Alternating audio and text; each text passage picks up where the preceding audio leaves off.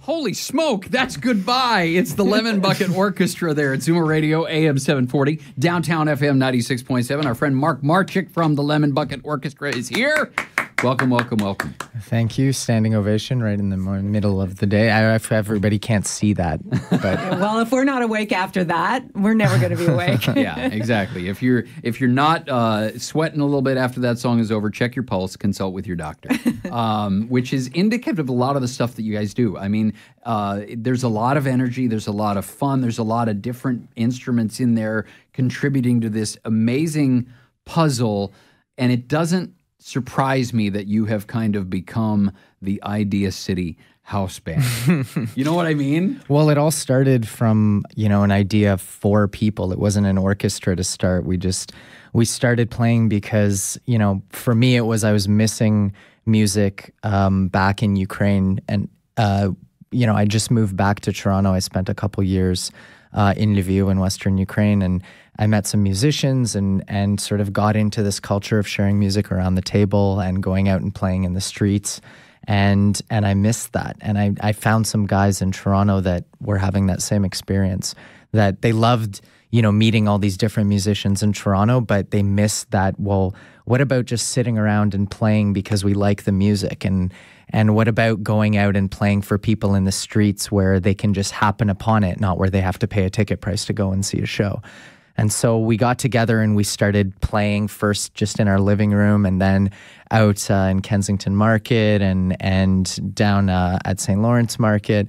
And it just evolved. All these musicians started hearing and getting, they came to us and said, you guys looking for a trombone player? Or I know a clarinet player that would really love this stuff. And the band just grew and eventually these sort of kitchen parties weren't able to be kitchen parties anymore. We had to start going and playing in bigger venues, and now we're playing at the Danforth Music Hall for hopefully 1,100 people. I think it will be sold out based on the way the Ukrainian community is in Toronto, knowing firsthand, being Ukrainian by marriage. Right, yeah. Right. How do you maintain that organic sound as you become more and more popular? We listen to ourselves, and we listen to a lot of different types of music and get inspired by the places that we go to. I think traveling, being on the road, is a big part of it.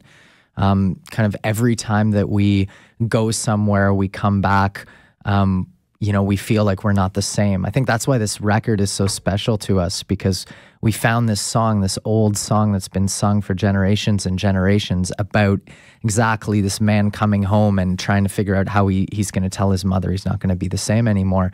And that's something that we can relate to a lot. And we actually use that as sort of inspiration. What are the different ways that we can tell people what we've experienced, what we felt, whether that's in our personal lives or in our musical lives, as we kind of showed you with that song from Romania.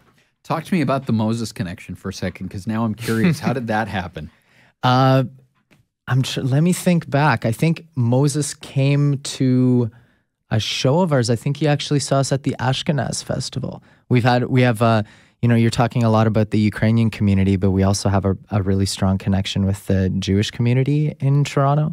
And Eric Stein over at the Ashkenaz Festival, he heard us and said, you guys got to come to the Ashkenaz Festival, which is every couple of years. And Moses came and immediately, came to me after the show and said, you guys got to come and do some songs at Idea City. And we've been friends ever since. Fun. Yeah.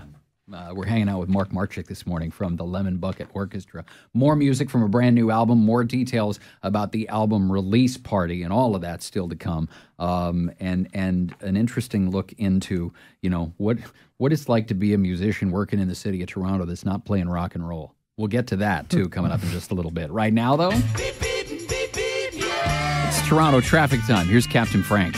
And some good news. Earlier crash was a vehicle rollover on the westbound